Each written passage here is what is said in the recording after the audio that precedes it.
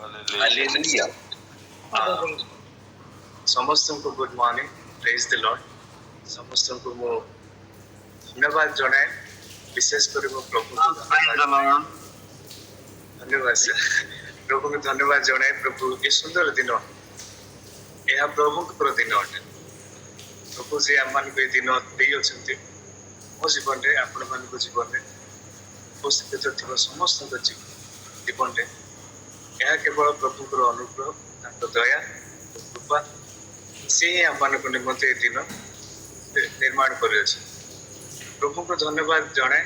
ସୁନ୍ଦର ଦିନରେ ଆପଣମାନେ ମୋତେ ଏ ଅପରଚୁନିଟି, ସୁଯୋଗ ଦେଇଅଛନ୍ତି ବାକ୍ୟକୁ ବେଷ୍ଟନ କରିବା ନିମନ୍ତେ, କହିବା ନିମନ୍ତେ।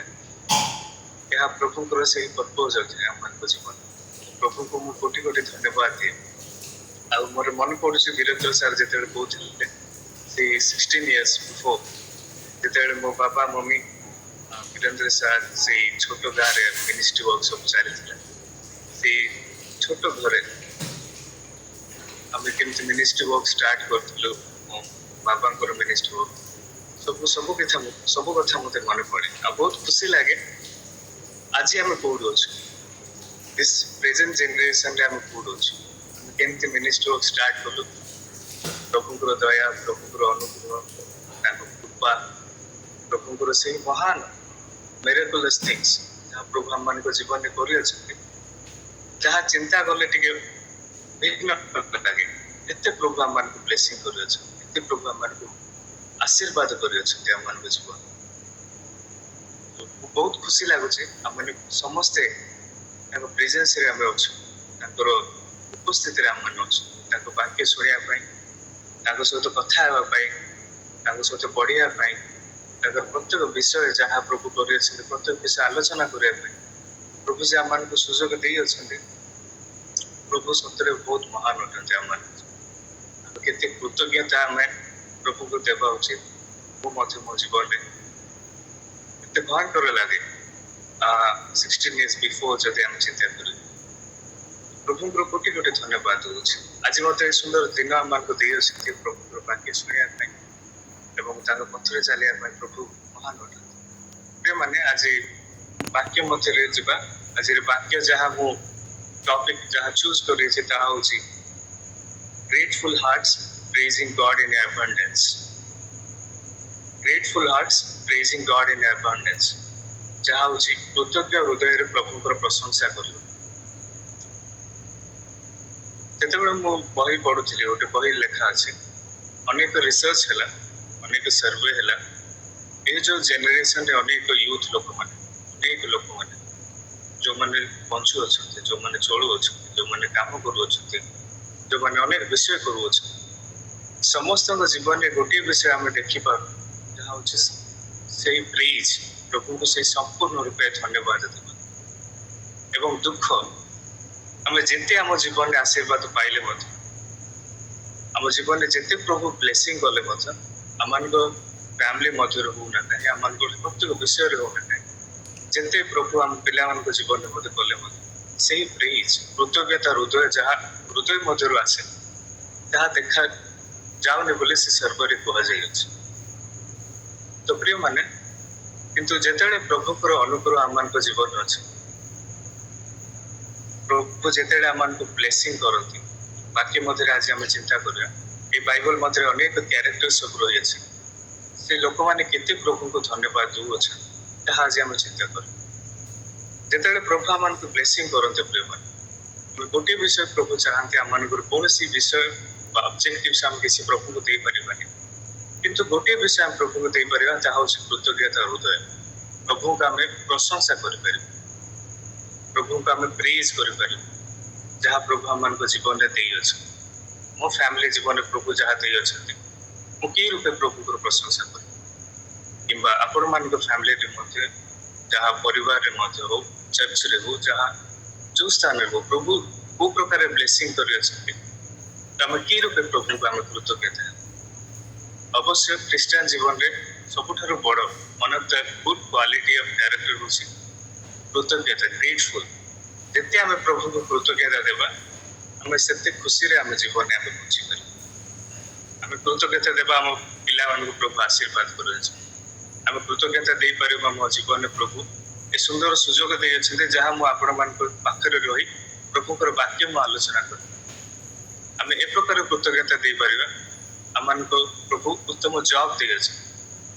ଏ ପ୍ରକାର କୃତଜ୍ଞତା ଦେଇପାରିବା ପ୍ରଭୁ ଆମମାନଙ୍କୁ ଉତ୍ତମ ଲୋକମାନଙ୍କୁ ଦେଇଅଛି ଯେଉଁ ଲୋକମାନେ କି ପ୍ରଭୁଙ୍କର ସନ୍ତାନ ମାନେ।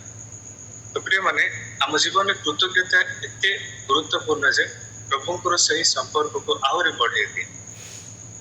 ତ କୃତଜ୍ଞତା ନିଶ୍ଚିତ ରୂପେ ଆମମାନଙ୍କ ଜୀବନରେ ଥିବା ଉଚିତ। ପ୍ରଭୁ ଯାହା ମୋତେ କରନ୍ତୁ ଆମମାନଙ୍କ ଜୀବନରେ ଛୋଟିଆ ବିଷୟ ହଉନା କାହିଁକି, ବଡ଼ ବିଷୟ ହଉନା କାହିଁକି, ଯାହା ମଧ୍ୟ ହଉନା କାହିଁକି, ଆମେ ପ୍ରଭୁ କୋଟି କୋଟି ଧନ୍ୟବାଦ ଦେବା ଉଚିତ। ତ ପ୍ରଥମ ବିଷୟ ଆମେ ଚିନ୍ତା କରିବା ତାହା ହେଉଛି ଗ୍ରେଟଫୁଲ୍ ହାର୍ଟସ୍ କମ୍ସ ୱିଥ୍ ରିମେମ୍ବ୍ରାନ୍ସ। କୃତଜ୍ଞର ହୃଦୟରେ ସ୍ମରଣରେ ଆସେ। କୃତଜ୍ଞ ଯେଉଁ ହୃଦୟ ଆମମାନଙ୍କ ଜୀବନରେ ଅଛି, ଯେଉଁମାନଙ୍କ ଜୀବନରେ ମଧ୍ୟ ସେ କ୍ୱାଲିଟି ଦେଖାଯାଏ, ଏହା କେବଳ ସ୍ମରଣ ଦ୍ୱାରା ଆସିଥାଏ। କୃତଜ୍ଞର ହୃଦୟରେ ସ୍ମରଣ ସହ ଆସେ। କୃତଜ୍ଞ ହୃଦୟ ତ ପ୍ରଭୁଙ୍କର ଆଶ୍ଚର୍ଯ୍ୟ କ୍ରିୟା ସ୍ମରଣ ରଖିବା ଉଚିତ। କଣ କଣ ଆମମାନଙ୍କ ଜୀବନରେ ସ୍ମରଣ ରଖିବା ତାହା ଆଜି ଆମେ ଚିନ୍ତା କରିବା। ପ୍ରଥମ ବିଷୟ ହେଲା ପ୍ରଭୁଙ୍କର ଆଶ୍ଚର୍ଯ୍ୟ କ୍ରିୟା ସ୍ମରଣ ରଖିବା ଏବଂ ପ୍ରଭୁଙ୍କର ପ୍ରତ୍ୟେକ ଉତ୍ତମ ସ୍ମରଣ କରିବା। ପ୍ରଭୁ ଆମମାନଙ୍କ ଜୀବନରେ ଯାହା ମଧ୍ୟ ଉତ୍ତମତା କରିଅଛନ୍ତି ତାହା ଆମେ ଜୀବନରେ ସ୍ମରଣ କରିବା ଉଚିତ ଏବଂ ପ୍ରଭୁଙ୍କର ବିଶ୍ୱସ୍ତତାକୁ ଆମେ ସ୍ମରଣ ରଖିବା। ପ୍ରଭୁଙ୍କର ଯେଉଁ କ୍ଷମା ଆମମାନଙ୍କ ଜୀବନରେ ଦେଇଅଛି ତାହା ଆମେ ସ୍ମରଣ ରଖିବା। ପ୍ରଭୁଙ୍କର ଦୟାକୁ ଆମେ ସ୍ମରଣ ରଖିବା। ପ୍ରଭୁ ଯେଉଁମାନଙ୍କୁ ପରିତ୍ରାଣ ଦେଇଅଛି ତାହା ଆମେ ସ୍ମରଣ ରଖିବା। ପ୍ରଭୁଙ୍କର ଏ କ୍ରିଏସନ୍ ସୃଷ୍ଟିକୁ ଆମେ ସ୍ମରଣ ରଖିବା। ଯେତେବେଳେ ଆମେ ଅନେକ ବିଷୟକୁ ଯେତେବେଳେ ଆମେ ସ୍ମରଣ ରଖୁ ସେତେବେଳେ ଆମମାନଙ୍କ ଜୀବନରେ ଏକ ପଜିଟିଭନେସ୍ ଆସେ। ଆମମାନଙ୍କ ଜୀବନରେ ଏକ ହ୍ୟାପିନେସ୍, ଖୁସି ଆମମାନଙ୍କ ଜୀବନରେ। ତ ପ୍ରଭୁ ଆମମାନଙ୍କ ଜୀବନରେ ଅନେକ ବିଷୟ କରିଅଛନ୍ତି ଯାହା ପ୍ରଭୁ ଠାରେ ଆମେ ସ୍ମରଣ ରଖିବା ଉଚିତ। ଆମେ ନିଜକୁ ଆମେ ଗ୍ରେଟଫୁଲ୍, ଆଇ ଏମ୍ ଗ୍ରେଟଫୁଲ୍ ଏହା ଅନୁଭବ କରିବା ଉଚିତ ପ୍ରଭୁ ଯାହା ଆମମାନଙ୍କ ଜୀବନରେ କରିଅଛି। ତ ଏ ଜଗତରେ ଅନେକ ଲୋକମାନେ ଅଛନ୍ତି ଯେଉଁମାନଙ୍କ ଠାରେ ସେ ପଜିଟିଭନେସ୍ ପ୍ରଭୁ ଆମମାନଙ୍କୁ ଅନେକ ଆଶୀର୍ବାଦ କରେ। ଆମମାନଙ୍କ ସ୍ପିରିଚୁଆଲ୍ ଲାଇଫ୍ରେ ଆମମାନଙ୍କୁ ଯାହା ମଧ୍ୟ ଆମ ଜୀବନରେ ପ୍ରତ୍ୟେକ ବିଷୟରେ, କିନ୍ତୁ ଅନେକ ଜୀବନରେ ସେ ଗ୍ରେଟଫୁଲନେସ୍ ଯାହା ଆମେ ଦେଖିନଥାଉ, ଯାହା ବଦଳରେ ଆମମାନଙ୍କ ଠାରେ ଯେଉଁ ହ୍ୟାପିନେସ୍ ପ୍ରଭୁଙ୍କ ପ୍ରେଜେନ୍ସ ଥାଏ ତାହା ପ୍ରକୃତରେ ଆମମାନଙ୍କ ଜୀବନରେ ଆମେ ଅନୁଭବ କରୁନଥାଉ।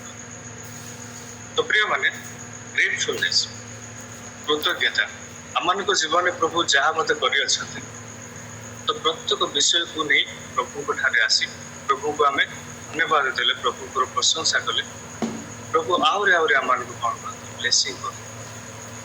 ଏହା ଥିଲା ପ୍ରଥମ ବିଷୟ ଯାହା ହେଉଛି କୃତଜ୍ଞ ହୃଦୟରେ ସ୍ମରଣ ଆସେ। କୃତଜ୍ଞର ଯେଉଁ ହୃଦୟ ଆମମାନଙ୍କ ସ୍ମରଣରେ ଆସେ। ଆସନ୍ତୁ ଆମେ ବାକ୍ୟ ମଧ୍ୟରେ ଆମେ ଚିନ୍ତା କରିବା। ଇହୋଶୁଆ ପୁସ୍ତକ ତାର 4 ଅଧ୍ୟାୟ ତାର 1 ଏବଂ 7 ପଦରେ ଏ ପ୍ରକାର ଲେଖା ଅଛି। ଇହୋଶୁଆ ପୁସ୍ତକ ତାର 4 ଅଧ୍ୟାୟ 1 ଏବଂ 7। ଏହି ରୂପେ ସମୁଦାୟ ଗୋଷ୍ଠୀ ସମ୍ପୂର୍ଣ୍ଣ ରୂପେ ଯର୍ଦ୍ଦନ ପାର ହେଲା ଉତ୍ତାରେ ସଦାପ୍ରଭୁ ଇହୋଶୁଆଙ୍କୁ କହୁଅଛନ୍ତି, ତୁମେମାନେ ଲୋକମାନଙ୍କର ଏକ ଏକ ବଂଶ ମଧ୍ୟରୁ ଏକ ଏକ ଜଣ ଏ ରୂପେ 12 ଗୋଟି ଜଣ ଗ୍ରହଣ କରି ସେମାନଙ୍କୁ ଆଜ୍ଞା ଦେଇ କୁହ, ଯର୍ଦ୍ଦନର ଯେଉଁ ମଧ୍ୟସ୍ଥାନରେ ଯାଜକମାନଙ୍କ ଚରଣ ସ୍ଥିର ହୋଇ ରହିଥିଲା ସେହି ସ୍ଥାନରୁ ତୁମେମାନେ 4 ଗୋଟି ପ୍ରସ୍ତର ଗ୍ରହଣ କରି ଆପଣମାନଙ୍କ ସଙ୍ଗେ ସେପାରିକି ନେଇଯାଅ। ପୁଣି ଆଜି ରାତ୍ର ଯେଉଁ ସ୍ଥାନରେ ତୁମେମାନେ ବସା କରିବ ସେହି ସ୍ଥାନରେ ତାହା ରଖିବ। ତେବେ ଯିହୋଶୁଆ ଇସ୍ରାଏଲ ସନ୍ତାନଗଣର ପ୍ରତ୍ୟେକ ବଂଶକୁ ଏକ ଏକ ଜଣ କରି ଯେଉଁ 12 ଜଣ ନିରୂପଣ କରିଥିଲେ ସେମାନଙ୍କୁ ଡାକିଲେ। କିଏ ଡାକିଲେ? ଯିହୋଶୁଆ ଡାକିଲେ। ପ୍ରତ୍ୟେକ 12 ଜଣକୁ ଯେଉଁ ନିରୂପଣ କରିଥିଲେ ଯିହୋଶୁଆ ସେମାନଙ୍କୁ ଡାକି କହୁଅଛି, ସେମାନଙ୍କୁ ସ୍ମରଣ କରିବା ନିମନ୍ତେ କହୁଅଛି। ଏ ପ୍ରକାର କହୁଅଛନ୍ତି 5 ଅଧ୍ୟାୟରେ ଏ ପ୍ରକାର ଲେଖା ଅଛି। ପୁଣି ଯିହୋଶୁଆ ସେମାନଙ୍କୁ କହୁଅଛି, କହିଲେ, ତୁମେମାନେ ସଦାପ୍ରଭୁ ଆପଣମାନଙ୍କ ପରମେଶ୍ୱରଙ୍କ ସିନ୍ଧୁକ ସମ୍ମୁଖ ଯର୍ଦ୍ଦନ ମଧ୍ୟକୁ ଯାଅ। ତୁମମାନଙ୍କର ପ୍ରତ୍ୟେକ ଜଣ ଇସ୍ରାଏଲ ସନ୍ତାନର ବଂଶ ସଂଖ୍ୟାନୁସାରେ ଏକ ଏକ ପଥର ଆପଣ ଆପଣା କାନ୍ଧରେ ନିଅ। ଏବଂ 6 ପଦରେ ଏ ପ୍ରକାର ଲେଖା ଅଛି, ତାହା ତୁମମାନଙ୍କ ମଧ୍ୟରେ ଚିହ୍ନ ସ୍ୱରୂପ ହେବ। ପୁଣି ତୁମମାନଙ୍କର ଏହି ସବୁ ପଥର କ'ଣ? ଭବିଷ୍ୟତ କାଳରେ ତୁମମାନଙ୍କର ସନ୍ତାନଗଣ ତାହା ପଚାରିଲେ ତୁମାନେ ସେମାନଙ୍କୁ କହିବ ସଦାପ୍ରଭୁଙ୍କର ନିୟମ ସିନ୍ଧୁକ ସମ୍ମୁଖରେ ଯଦନର ଜଳ କଟା ହେଇଥିଲା। ତାହା ଯଦନ ପାର ହେବା ସମୟରେ ଯଦନର ଜଳ କଟା ହେଇଥିଲା। ଏହି ପ୍ରସ୍ତର ସବୁ ଇସ୍ରାଏଲ ସନ୍ତାନଗଣ ପ୍ରତି ଅନନ୍ତ କାଳ ଯାଏ ସ୍ମରଣୀୟ ହେବ। ହାଲେଲୁୟା। ତ ପ୍ରିୟମାନେ ଏଠାରେ ଆମେ ଦେଖିପାରୁଅଛୁ ଜିହୋସିଓଙ୍କ ଜୀବନ ଯେତେବେଳେ ଲିଡର, ଜିହୋସିଓ ଜଣେ ଲିଡର ଅଛନ୍ତି। ମଶାଙ୍କ ଜୀବନରେ ଦେଖିବା ମଶା ଜଣେ ବହୁତ ବଢିଆ ଲିଡର ଅଛନ୍ତି। ବାକ୍ୟରେ ଆମେ ଅନେକ ଲିଡରସିପ କ୍ୱାଲିଟି ଆମେ ଦେଖିପାରିବା ଅନେକ ଲୋକମାନଙ୍କ ନିକଟରେ। ଯେତେବେଳେ ମଶାଙ୍କ ପରେ ଆମେ ଲିଡର ଦେଖିପାରୁଅଛୁ ଜିହୋସିଓ। ଜିହୋସିଓ ଯିଏକି ଇସ୍ରାଏଲ ଲୋକମାନଙ୍କୁ କେମିତି କଢେଇ ଆଣୁଅଛନ୍ତି ସେଇ ଦେଶରୁ ସେଇ ପ୍ରମିସ ଲ୍ୟାଣ୍ଡକୁ କେମିତି ନେଉଅଛନ୍ତି। ଏଠାରେ ଆମେ ଜିହୋସିଓଙ୍କ ଜୀବନରେ ଆମେ ଦେଖିବା ସେ ସ୍ମରଣର କ୍ୱାଲିଟି ଆମେ ଦେଖିବା। ଯେତେବେଳେ ଜିହୋସିଓ ସେଇ ସମୁଦ୍ର ଥିଲା ତାହା ଭାଗ କରିନେଲେ ସେତେବେଳେ ଅନେକ ଲୋକମାନେ ପ୍ରଭୁଙ୍କର ସେଇ ମହାନ ଆଶ୍ଚର୍ଯ୍ୟ ବିଷୟ ଦେଖିଲେ ଏବଂ ଦ୍ୱାଦଶ ସ୍ମରଣାର୍ଥେ ଯେଉଁ ପ୍ରସ୍ତର ସ୍ଥାପନ କଲେ ଏ 12 ପ୍ରସ୍ତର ଯାହା ରଖିଲେ ତାହା ସ୍ମରଣ ନିମନ୍ତେ। ଏ ଯୋଉ ଷ୍ଟୋରି ଆମେ ପଢୁଅଛୁ ଏଠାରେ ତ ଜିହୋସିଓଙ୍କ ଜୀବନରେ ଇସ୍ରାଏଲୀୟ ମାନଙ୍କ ଜୀବନରେ ଯାହା ପ୍ରଭୁ କରିଥିଲେ ତାହା ଜିହୋସିଓ ଏ ପ୍ରକାର କରୁଅଛନ୍ତି। 5 ପଦ ଏ ପ୍ରକାର ଲେଖା ଅଛି। ପୁଣି ଜିହୋସିଓ ସେମାନଙ୍କୁ କହିଲେ ତୁମମାନେ ସଦାପ୍ରଭୁ ଆପଣମାନଙ୍କ ପରମେଶ୍ୱରଙ୍କ ସିନ୍ଧୁକ ସମ୍ମୁଖରେ ଯଦନ ମଧ୍ୟକୁ ଯାଅ ଓ ତୁମର ପ୍ରତ୍ୟେକ ଜଣ ଇସ୍ରାଏଲ ସନ୍ତାନଗଣ ବଂଶ ସଂଖ୍ୟାନୁସାରେ ଏକ ଏକ ପଥର ଆପଣ ଆପଣ କାନ୍ଥରେ ଏକ ଏକ ପଥର 12 ପଥର ସେମାନେ 12 ଜଣ ଯୋଉମାନେ ତ ଏହା କଣ ପାଇଁ ଏହା ଲେଖା ଅଛି? ନେକ୍ସଟ ଜେନେରେସନରେ ଏ ପ୍ରକାର କହୁଅଛନ୍ତି ଯେଉଁମାନେ ଆମମାନଙ୍କ ନିମନ୍ତେ ଅନେକ ପରିଶ୍ରମ କରିଅଛନ୍ତି ଆମମାନଙ୍କୁ ସେଇ ପ୍ରଭୁଙ୍କ ନିକଟରେ ନେବା ନିମନ୍ତେ ନୂତନ ଦେଶ ପ୍ରମିସ ଲ୍ୟାଣ୍ଡକୁ ନେବା ନିମନ୍ତେ ପ୍ରଭୁ ଯାହା ସେମାନଙ୍କୁ ଏକ ଦର୍ଶନ ଦେଇଥିଲେ। ତ ଏହା ଆମେ ଚିନ୍ତା କରୁଛୁ ଜିହୋସିଓ ପ୍ରଭୁଙ୍କୁ ସ୍ମରଣ କରିବା ନିମନ୍ତେ ସେ ନେକ୍ସଟ ଜେନେରେସନ କହୁଅଛନ୍ତି ଯାହା ମଧ୍ୟ ପ୍ରଭୁ ଆମମାନଙ୍କ ଜୀବନରେ ଆଶୀର୍ବାଦ କରୁଅଛନ୍ତି ତାହା ସ୍ମରଣ ରଖିବା। ଯେତେବେଳେ ଆମେ ସ୍ମରଣ ରଖିବା ତେବେ ହିଁ ଆମମାନଙ୍କ ଜୀବନରେ କୃତଜ୍ଞତା ଆସିଥାଏ। ଜିହୋସିଓଙ୍କ ଜୀବନରେ ମଧ୍ୟ ସେଇ କୃତଜ୍ଞତା ଆମେ ଦେଖିପାରୁଛୁ ଯେଉଁ କୃତଜ୍ଞତା ଏ ଷ୍ଟୋରିରେ ଲେଖା ଅଛି। ତ ପ୍ରିୟମାନେ ପରମେଶ୍ୱର ମହାନ ଆଶ୍ଚର୍ଯ୍ୟ ବିଷୟ ଯେପରି ଆମ ଜୀବନରେ ଭୁଲି ନଯିବ ଆମ ଜୀବନରେ ଯାହା ମଧ୍ୟ ପ୍ରଭୁ କରିଅଛନ୍ତି ତାହା ଏ ଷ୍ଟୋରି ମାଧ୍ୟମରେ ଆମେ ଦେଖିପାରୁଛୁ। ଏଇ ଫେନୋମେନା ଯାହା ଘଟଣା ମାଧ୍ୟମରେ ଆମେ ଦେଖିପାରୁଛୁ ଯାହା ମଧ୍ୟ ପ୍ରଭୁ ଆମମାନଙ୍କ ଜୀବନରେ ଆଶୀର୍ବାଦ କରିଅଛନ୍ତି ଯାହା ମଧ୍ୟ ପ୍ରଭୁ ଆମମାନଙ୍କ ଜୀବନରେ କରିଅଛନ୍ତି। ତ ଆମେ କୃତଜ୍ଞତା ନିଶ୍ଚିତ ରୂପେ ଆମେ ପ୍ରଭୁଙ୍କୁ ଦେବା ଉଚିତ। ତ ଜିହୋସିଓଙ୍କ ଜୀବନରେ ଆମେ କୃତଜ୍ଞତାର ଜୀବନ ଆମେ ଦେଖିପାରୁଛୁ ଏବଂ ଜିହୋସିଓ ସେ ଇସ୍ରାଏଲ ଲୋକମାନଙ୍କୁ ଟିଚିଂ କରୁଅଛନ୍ତି ଶିକ୍ଷା ଦେଉଅଛନ୍ତି ଯେପରି ଆମେ ସ୍ମରଣ ରଖିବା ଆମମାନଙ୍କ ଜୀବନରେ ଯାହା ପ୍ରଭୁ ଆଶୀର୍ବାଦ କରିଅଛନ୍ତି ପ୍ରତ୍ୟେକ ବିଷୟକୁ ଯେପରି ଆମେ ସ୍ମରଣ ରଖିବା ସେହି ଦେଶରୁ ଆମମାନଙ୍କୁ କିପରି ପ୍ରଭୁ ଆମକୁ କଢେଇ ନେଉଛନ୍ତି ସେ ପ୍ରମିସ ଲ୍ୟାଣ୍ଡ ତାହା ଆମେ ସ୍ମରଣ ରଖିବା ତାହା ହେଉଛି ବହୁତ ଗୁରୁତ୍ୱପୂର୍ଣ୍ଣ ବିଷୟ। ପ୍ରିୟମାନେ ଗ୍ରେଟଫୁଲ ହାର୍ଟ କମ୍ସ ୱିଥ୍ ରିମେମ୍ବରାନ୍ସ ଏକ କୃତଜ୍ଞର ହୃଦୟ ସେତେବେଳେ ଆସେ ଯେତେବେଳେ ଆମେ ପ୍ରଭୁଙ୍କର ପ୍ରତ୍ୟେକ ଗୋଟିଏ ଗୋଟିଏ ବିଷୟ ପ୍ରଭୁ ଯାହା ଆମମାନଙ୍କ ଜୀବନରେ କରିଅଛନ୍ତି ପ୍ରତ୍ୟେକ ବିଷୟକୁ ଯଦି ଯେତେବେଳେ ଆମେ ସ୍ମରଣ ରଖିବା ତେବେ ହିଁ ଆମମାନଙ୍କୁ ପ୍ରଭୁ ଏକ କୃତଜ୍ଞର ଜୀବନ ଦିଅନ୍ତି କୃତଜ୍ଞର ହାର୍ଟ ଦିଅନ୍ତି। ଯୋଉ ସର୍ଭେରେ ଆମେ ଦେଖିପାରୁଅଛୁ ଅନେକଙ୍କ ଜୀବନରେ ଖୁସି ନଥାଏ ଏକ ପଜିଟିଭନେସ୍ କାହିଁକି କେବଳ କୃତଜ୍ଞତା ନାହିଁ। ଯଦି ଆମମାନଙ୍କ ଜୀବନରେ କୃତଜ୍ଞତା ଅଛି ପ୍ରଭୁ ଯାହା ଆମମାନଙ୍କ ଜୀବନରେ କରିଅଛନ୍ତି ତ ନିଶ୍ଚିତ ରୂପେ ଆମମାନଙ୍କ ଜୀବନରେ ସେ ପଜିଟିଭନେସ୍ ସେ ପଜିଟିଭ ଥଟ୍ସ ପଜିଟିଭ ୱର୍କସ ଆମେ ସବୁ ଆମମାନଙ୍କ ଜୀବନରେ ଆମେ ଦେଖିବା। ତ ପ୍ରଥମ ବିଷୟ ଥିଲା ଗ୍ରେଟଫୁଲ ହାର୍ଟସ କମ୍ସ ୱିଥ୍ ରିମେମ୍ବରାନ୍ସ। ତ ପ୍ରିୟମାନେ ଦ୍ୱିତୀୟ ବିଷୟ ଏହା ଆମେ ଦେଖିବା remember the good things not the bad things.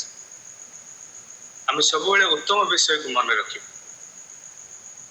ଯାହା ମଧ୍ୟ ଖରାପ ବିଷୟ ଆମେ ଅନେକ ସମୟରେ ଆମମାନଙ୍କ ମନ ଏ ପ୍ରକାର ମନ ଆମେ ଅନେକ ନେଗେଟିଭ ଥଟ୍ସକୁ ଆମେ ମନରେ ହିଁ ରଖୁ। ଚାଇନାରେ ଏକ ରିସର୍ଚ୍ଚ ହେଇଥିଲା ଆମ ମାଇଣ୍ଡ ଏ ପ୍ରକାର ଗୋଟେ ଆନିମାଲ ସହିତ ତାହା କମ୍ପାରିଜନ କରିଥିଲା। ଆମ ମନ ଏ ପ୍ରକାର ମନ ଏକ ମାଙ୍କଡ ସହ ସମାନ।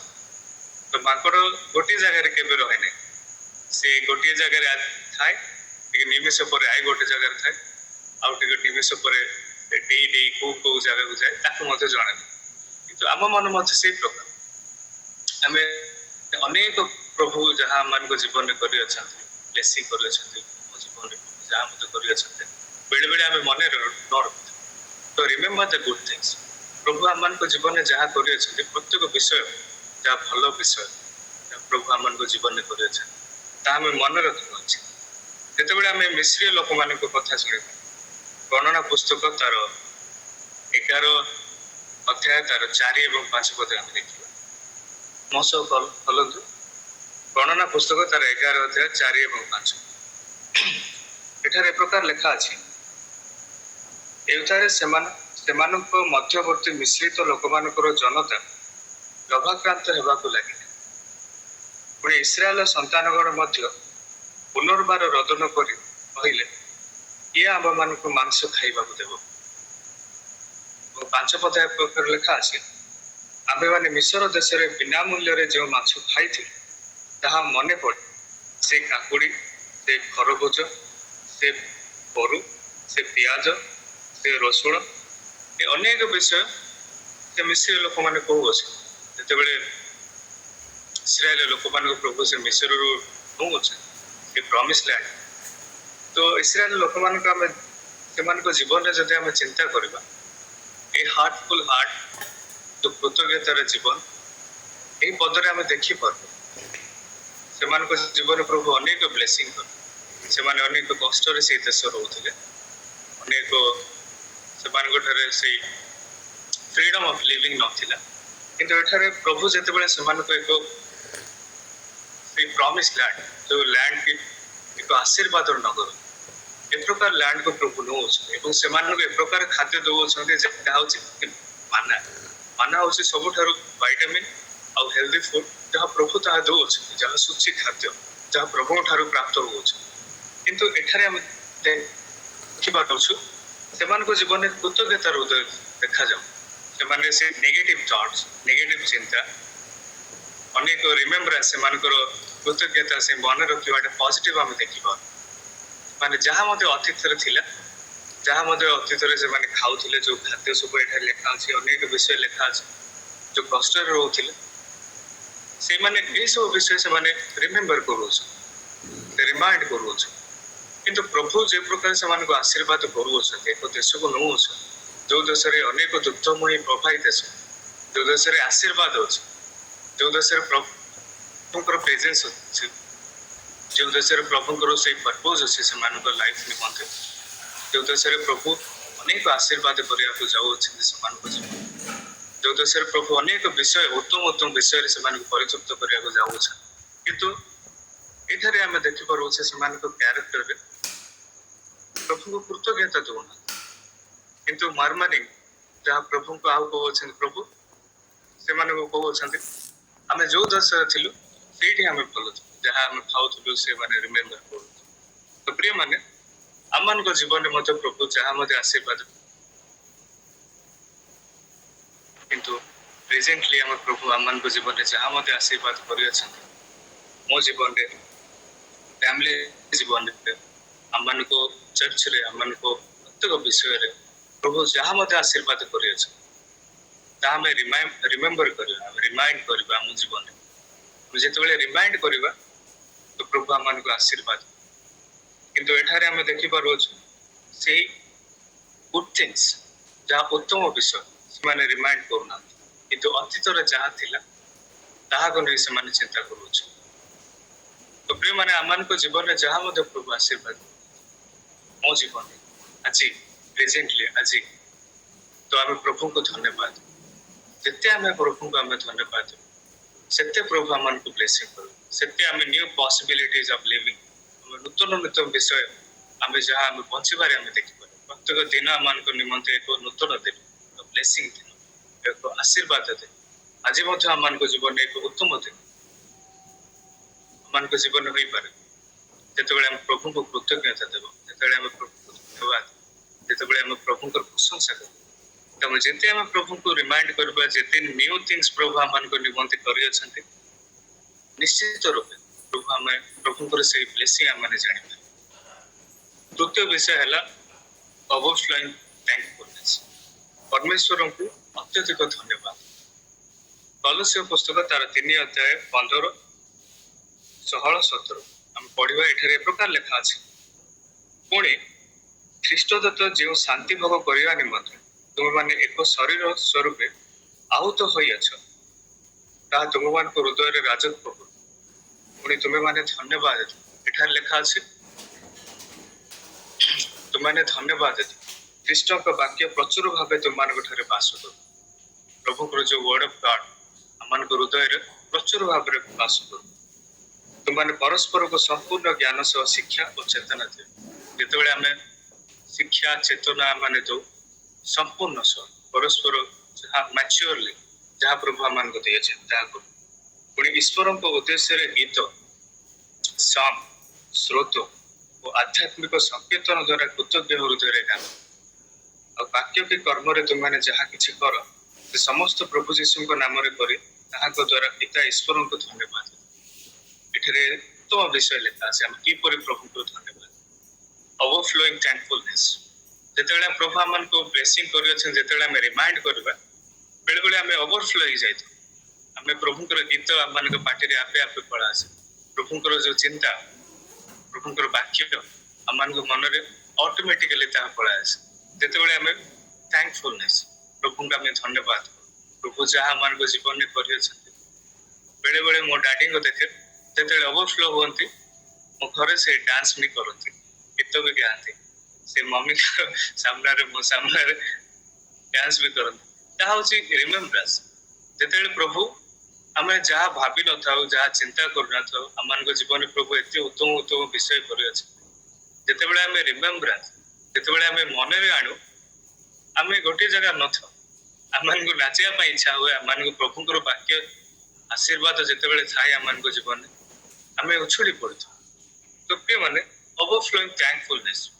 ତ ପ୍ରଭୁ ଯେତେବେଳେ ଆମମାନଙ୍କ ଜୀବନରେ ଯାହା ମଧ୍ୟ କରିଅଛନ୍ତି, ପ୍ରଭୁଙ୍କୁ ରିମାଇଣ୍ଡ କରୁ। ଯେତେ ଆମେ ପ୍ରଭୁଙ୍କୁ ରିମାଇଣ୍ଡ କରିବା, ସେତେ ପ୍ରଭୁଙ୍କ ଠାରେ ଆମେ ଖୁସିରେ ପହଞ୍ଚିପାରିବା। ପ୍ରଭୁଙ୍କର ସେଇ ନୂତନ ନୂତନ ବିଷୟ ଆମମାନଙ୍କ ଜୀବନରେ ଆମେ ଅନୁଭବ କରିବା। ତାହା ହଉଛି ଓଭରଫ୍ଲୋଇଂ ଥ୍ୟାଙ୍କଫୁଲନେସ୍, ତୃତୀୟ ବିଷୟ। ଏବଂ ଚତୁର୍ଥ ବିଷୟ ହଉଛି ଗ୍ରାଟିଟ୍ୟୁଡ ଆଣ୍ଡ ପ୍ରସ୍ପରିଟି, ସମୃଦ୍ଧିରେ କୃତଜ୍ଞତା। ବେଳେବେଳେ ପ୍ରଭୁ ଆମେ ଅନେକ ବିଷୟରେ ପ୍ରଭୁ ଆଶୀର୍ବାଦ କରୁ। ମ୍ୟାଟେରିଆଲ ଥିଙ୍ଗସ, ଲାଇଫରେ ଯାହା ମଧ୍ୟ ଆବଶ୍ୟକ ରହିଥାଏ, ଆମ ଘର ଦିଅନ୍ତି, ଆମମାନଙ୍କ ଜୀବନ ଉତ୍ତମ ଲୋକମାନଙ୍କୁ ଦିଅନ୍ତି। ବେଳେବେଳେ ଲୋକମାନଙ୍କ ଜୀବନରେ ସମୃଦ୍ଧିରେ ଆମେ ପ୍ରଭୁଙ୍କୁ ଭୁଲି ଯାଇଥାଉ। କିନ୍ତୁ ଗ୍ରାଟିଟ୍ୟୁଡ ଆଣ୍ଡ ପ୍ରସ୍ପରିଟି, ଯେତେବେଳେ ପ୍ରଭୁ ଆମମାନଙ୍କୁ ଆଶୀର୍ବାଦ କରନ୍ତି, ଆମମାନଙ୍କ ସମୃଦ୍ଧିରେ ଆମେ ପ୍ରଭୁଙ୍କୁ କେତେ ଆମେ ଧନ୍ୟବାଦ। ଯେତେବେଳେ ଆମେ ପ୍ରଥମ ବଂଶାବଳୀ ତାର 29:10 ଏବଂ 14 ଦେଖୁ, ପ୍ରଥମ ବଂଶାବଳୀ ତାର 29 ଅଧ୍ୟାୟ ତାର 10 ଏବଂ 14 ପଦ, ଯେତେବେଳେ ଡେଭିଡ ଏକ୍ସପ୍ରେସିଂ ହିଜ ଗ୍ରାଟିଟ୍ୟୁଡ, ଦାଉଦଙ୍କ ଜୀବନରେ ଆମେ ଯେତେବେଳେ ଦେଖୁ, ତ ଦାଉଦ କେତେ ଗ୍ରାଟିଟ୍ୟୁଡ କରୁଅଛନ୍ତି ତାଙ୍କ ଜୀବନରେ, ଯାହା ଆମେ ଦେଖିପାରୁ।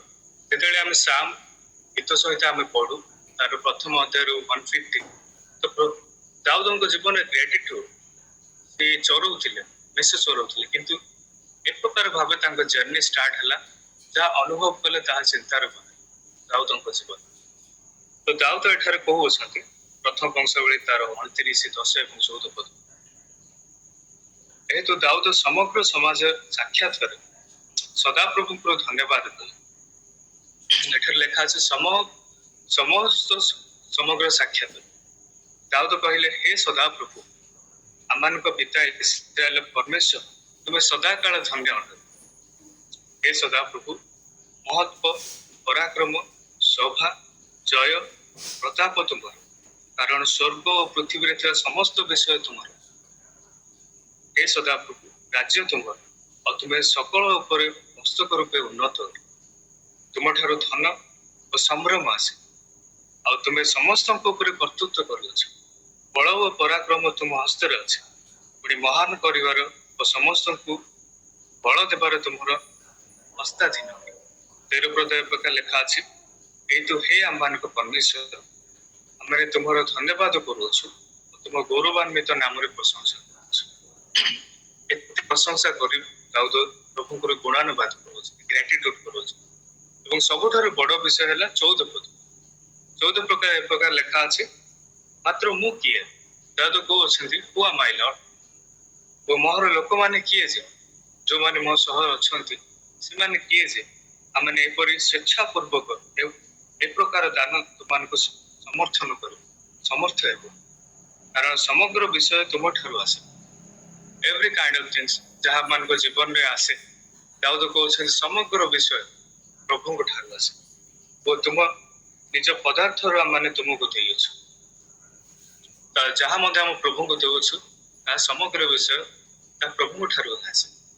ତ ଦାଉଦ ଏ ପ୍ରକାର ଦେଉଛନ୍ତି, ହେ ପ୍ରଭୁ ତୁମେ ପରାକ୍ରମ, ତୁମେ ଶୋଭା ଅଟ, ତୁମେ ଜୟ ଅଟ, ତୁମେ ବଳ ଦେବା ଈଶ୍ୱର, ତୁମେ ଆମମାନଙ୍କ ଜୀବନରେ ଅନେକ ବିଷୟ ଆମେ ଆଶୀର୍ବାଦ କରିଅଛୁ ଯାହା ଆମ ଚିନ୍ତାରେ ବାହାରେ। ପ୍ରଭୁ ଆମେ ତୁମକୁ ଆମେ କଣ ଦେବୁ, ଆମମାନଙ୍କ ଠାରେ କଣ ଅଛି ଯେ ଆମେ ତୁମକୁ ସନ୍ତୁଷ୍ଟ କରିପାରୁ। ଏ ପ୍ରକାର ଦାଉଦ କହୁଛି।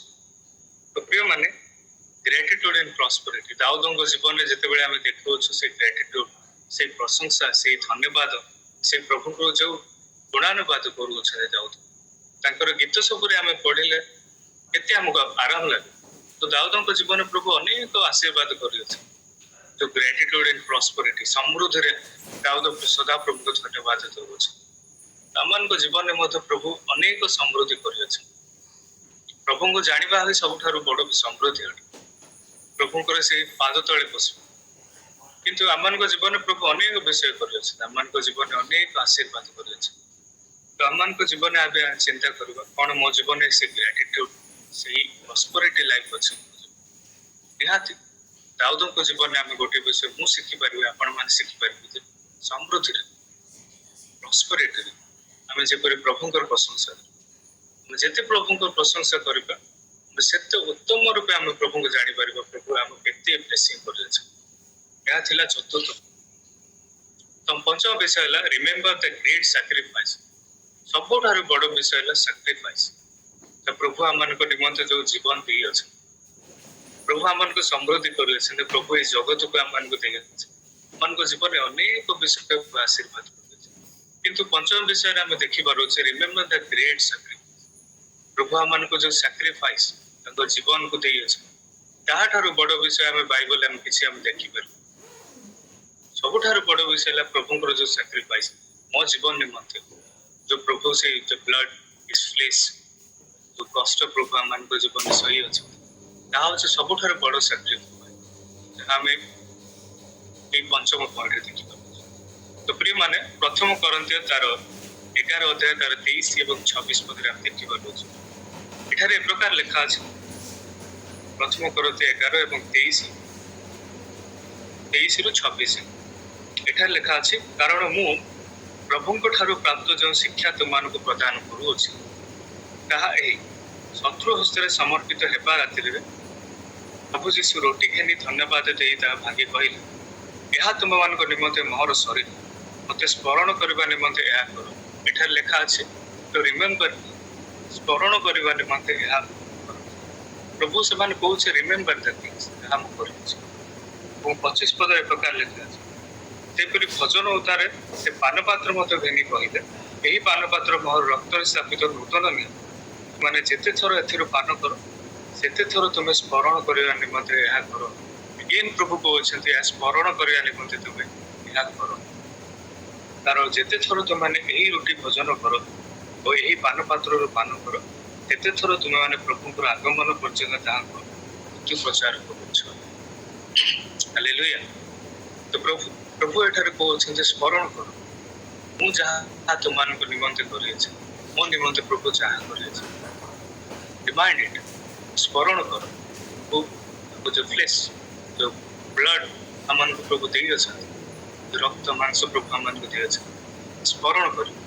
ଯେତେ ଆମେ ସ୍ମରଣ କରିବା ସେତେ ପ୍ରଭୁଙ୍କର ସେଇ ଅନୁଗ୍ରହ, ସେଇ ନିଗୁଡ ବିଷୟ ଆମେ ସେତେ ଆମେ ଜାଣିପାରିବା। ପଞ୍ଚମ ବିଷୟ ଥିଲା ସ୍ମରଣ କର। ପ୍ରିୟମାନେ, ପ୍ରଭୁଙ୍କର ସେ ସାକ୍ରିଫାଇସ୍ ନିଶ୍ଚିତ ରୂପେ ଆମେ ସ୍ମରଣ ଏବଂ 2 ମିନିଟ୍ ଏକ୍ସଟ୍ରା ନେଉଛି, ସରି ଟିକେ ଲେଟ୍ ହେଇଗଲା। ତ 6 ନମ୍ବର ହଉଛି 6 ନମ୍ବର ପଏଣ୍ଟ, ତାହା ହେଉଛି ସବୁଠାରୁ ବଡ଼ ବିଷୟ, ତାହା ହେଉଛି ବେନିଫିଟ୍ ଅଫ୍ ରିମେମ୍ବରାନ୍ସ। ସ୍ମରଣରେ ଲାଭ କଣ? ଆମେ ସ୍ମରଣ କରିବା ଦ୍ୱାରା ଆମମାନଙ୍କ ଜୀବନରେ କଣ ଲାଭ ହୁଏ? ମାନେ ଯାହା ପ୍ରଭୁଙ୍କୁ ପ୍ରେଜ୍ କରୁ, ଗୀତ ଗାଉ, ପ୍ରଭୁଙ୍କ ଠାରେ ଆମେ ରହୁ, ପ୍ରଭୁଙ୍କର ସେ ପ୍ରତ୍ୟେକ ବିଷୟ, ଦାଉଦଙ୍କ ଜୀବନରେ, ଝିଅ ଝିଅଙ୍କ ଜୀବନରେ ପ୍ରଭୁଙ୍କର ସେ ଏକ୍ସାମ୍ପଲ ଆମେ ଦେଖୁଅଛୁ। ଆମେ ଅନେକ ସ୍ମରଣ କରିବା ଦ୍ୱାରା ଆମମାନଙ୍କ ଜୀବନରେ କ'ଣ ତ ପ୍ରଥମ ବିଷୟ ହେଲା ଯାହା ଆମେ ଦେଖିପାରିବା ଗୀତ ସଂହିତା 103 ତାର 3, 4, 5 ପଦ ଏ ପ୍ରକାର ଲେଖା ଗୀତ ସଂହିତା 103, 3, 4, 5 ଏଠାରେ ଏ ପ୍ରକାର ଲେଖା ଅଛି ସେ ତୁମର ଅଧର୍ମ ସବୁ କ୍ଷମା କରୁ। ଯେତେବେଳେ ଆମେ ପ୍ରଭୁଙ୍କୁ ସ୍ମରଣ କରୁ ଫରଗିଭନେସ୍ ଅଫ୍ ସିନ୍ ମାନେ ଯାହା ପାପ କରିଅଛୁ ଅଧର୍ମ ଯାହା କରିଅଛୁ ସେ ଅଧର୍ମ ସବୁ ପ୍ରଭୁ କ'ଣ କରନ୍ତି କ୍ଷମା କରନ୍ତି ଏବଂ ଏ ପ୍ରକାର ଲେଖା ସେ ତୁମର ରୋଗ ସବୁ ସୁସ୍ଥ କରେ ହିଲିଂ ଅଲ୍ ୟୋର ଡିଜିଜ୍ ପ୍ରଭୁ ଆମମାନଙ୍କର ରୋଗ ସବୁ ସୁସ୍ଥ କରନ୍ତି। ଯେତେବେଳେ ଆମେ ପ୍ରଭୁଙ୍କର କୃତଜ୍ଞତା ଧନ୍ୟବାଦ ପ୍ରଭୁ ଆମମାନଙ୍କର ରୋଗ ସବୁ ସୁସ୍ଥ କରନ୍ତି କେତେ ଉତ୍ତମ ବିଷୟ। ଏବଂ ଚତୁର୍ଥ ବିଷୟ ଲେଖା ଅଛି ସେ ବିନାଶରୁ ତୁମ ଜୀବନ ମୁକ୍ତ କରନ୍ତି ରିଡମ୍ପସନ୍ ଫ୍ରମ୍ ଡିଷ୍ଟ୍ରକ୍ସନ୍ ସେ ବିନାଶରୁ ମାନେ ଯେ ବିନାଶ ହଉ ସେଥିରୁ ମଧ୍ୟ ଆମମାନଙ୍କୁ ପ୍ରଭୁ ରକ୍ଷା କରନ୍ତି କେତେବେଳେ ଯେତେବେଳେ ଆମେ ବେନିଫିଟ୍ ଅଫ୍ ରିମେମ୍ବର ଯେତେବେଳେ ସେଇ ସ୍ମରଣରେ ଆମମାନେ ପ୍ରଭୁଙ୍କ ଠାରୁ ଆସୁ। ଏବଂ ଏ ପ୍ରକାର ଲେଖା ଅଛି ସେ ସ୍ନେହପୂର୍ଣ୍ଣ କରୁଣା ଓ ଦୟା ରୂପ ମୁକୁଟରେ ଆମକୁ ଭୂଷିତ କରନ୍ତି ଲଭ୍ ଆଣ୍ଡ କମ୍ପେସନ୍ ପ୍ରଭୁ ସ୍ନେହପୂର୍ଣ୍ଣ କରୁଣା ଓ ଦୟା ରୂପ ମୁକୁଟରେ ଆମମାନଙ୍କୁ ଭୂଷିତ କରନ୍ତି ସେ ଉତ୍ତମ ବସ୍ତୁରେ ତୁମର ମୁଖ ତୃପ୍ତ କରନ୍ତି ତମ ଉତ୍କୃଷ୍ଟ ପକ୍ଷୀ ନେହା ତୁମର ନୂତନ ଯୌବନ ସେ ଉତ୍ତମ ବସ୍ତୁରେ ଆମମାନଙ୍କୁ କ'ଣ କରନ୍ତି ମୁଖ ତୃପ୍ତ। ତ ପ୍ରିୟମାନେ ବେନିଫିଟ୍ ଅଫ୍ ରିମେମ୍ବରାନ୍ସ ଯାହା ଆମେ ମନରେ ରହୁ ଯାହା ଆମେ ପ୍ରଭୁଙ୍କର ଯାହା ଆଶୀର୍ବାଦକୁ ଆମେ ଜାଣୁ ଏଠାରେ ଆମେ ଦେଖିପାରୁଛେ ସେ forgiveness of sin healing all your diseases redemption from destruction love and compassion ସେଇ ଅଧର୍ମ ସବୁ ଆମମାନଙ୍କୁ କ୍ଷମା କରନ୍ତି ସେ ତୁମ ରୋଗ ସବୁ ସୁସ୍ଥ କରନ୍ତି ସେ ବିନାଶରୁ ତୁମ ଜୀବନ ମୁକ୍ତ କରନ୍ତି ସେ ସ୍ନେହପୂର୍ଣ୍ଣ କରୁଣା ଦୟା ରୂପ ମୁକୁଟରେ ସେ ଭୂଷିତ। ଏହା ହେଲା ସବୁଠାରୁ ଉତ୍ତମ ବିଷୟ ପ୍ରଭୁ କହୁଛନ୍ତି ଏବଂ ଦାଉଦଙ୍କ ଠାରେ ଆମେ ଦେଖିପାରୁଛୁ ସେଇ କୃତଜ୍ଞ ସବୁଠାରୁ ବଡ଼ ବିଷୟ ଲେଖା। ତ ପ୍ରିୟମାନେ ଆଜିର ବାକ୍ୟ ଏହା ଅଟେ ଆମେ କୃତଜ୍ଞ ହେବା ପ୍ରଭୁ ଯାହା ମଧ୍ୟ ଆମମାନଙ୍କର ଜୀବନରେ କରିଅଛନ୍ତି ଯେତେବେଳେ କୃତଜ୍ଞ ହେବା ଆମେ ସେତେବେଳେ ସେ ପ୍ରଭୁଙ୍କର ସେ ସାକ୍ରିଫାଇସ୍ ପ୍ରଭୁଙ୍କର ସେଇ ମହାନ ବଳିଦାନ ଆମକୁ ଜାଣିପାରିବା ପ୍ରଭୁ ଆମମାନଙ୍କ ଜୀବନରେ ଯାହା କରିଅଛନ୍ତି। ତ ମୋ ଜୀବନରେ ମୁଁ ଶିଖିବା ଉଚିତ କିପରି ମୁଁ କୃତଜ୍ଞ ହେବି ମୁଁ ମଧ୍ୟ ଶିଖିବା ଅଛି ମୁଁ ପ୍ରଭୁଙ୍କ ଠାରୁ ମୁଁ କିପରି କୃତଜ୍ଞ ହେବି ଯାହାଫଳରେ ସେ ଦାଉଦଙ୍କ ଜୀବନ ତାଙ୍କ ହୃଦୟ ତାଙ୍କ ମନ ଯେତେବେଳେ ଦାଉଦଙ୍କୁ ଚିନ୍ତା କରୁ he is a man of ପ୍ରେଜ୍ ସେ ସବୁବେଳେ ପ୍ରଭୁଙ୍କର ପ୍ରଶଂସା କରେ। ତ ଆମମାନଙ୍କ ଜୀବନରେ ମଧ୍ୟ ଯେତେବେଳେ ଆମେ ପ୍ରଭୁଙ୍କ ଠାରୁ ଆସୁ ପ୍ରଭୁ ଯାହା ମଧ୍ୟ ଆମମାନଙ୍କ ଜୀବନ କରିଅଛୁ ନିଶ୍ଚୟ ରୂପେ ଆମେ ପ୍ରଭୁଙ୍କର ଠାରେ କୃତଜ୍ଞ ହେବା ଆମେ ଯେତେ ଆମେ ପ୍ରଭୁଙ୍କ ଠାରେ କୃତଜ୍ଞ ହେବା ପ୍ରଭୁଙ୍କର ସେଇ ମହାନ ନ୍ୟୁ ପସିବିଲିଟି ପ୍ରଭୁଙ୍କର ସେ ନୂତନ ବିଷୟ ଆମମାନଙ୍କ ଜୀବନରେ ପ୍ରଭୁ ଆମକୁ ଠାରୁ ଆମେ ଦେଖିପାରିବା। ପ୍ରିୟମାନେ ଏହି ବାକ୍ୟ ଦ୍ୱାରା ମୋତେ ଉପସ୍ଥିତ ଥିବା ସମସ୍ତଙ୍କୁ ପ୍ରଭୁ ନିଶ୍ଚିତ ରୂପେ ଆଶୀର୍ବାଦ କରିଅଛନ୍ତି ଯେ ଆମେ ବିଶ୍ୱାସ କରୁ।